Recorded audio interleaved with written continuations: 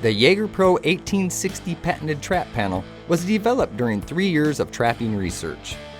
This panel is 16 feet long, using 18 horizontal bars spaced only 2 inches apart at the bottom to hold the youngest juvenile pigs. The 60-inch height reduces the likelihood of adults going over the top. This product is manufactured with galvanized steel before welding to help reduce future rust. The 18 horizontal bars are made of heavy gauge wire to increase the overall strength of the trap enclosure and prevent feral hogs from escaping.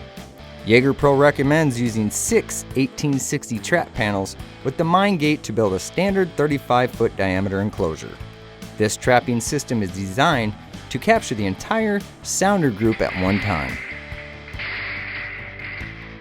The 1860 trap panel is designed for long-term or a permanent trap site at an affordable cost.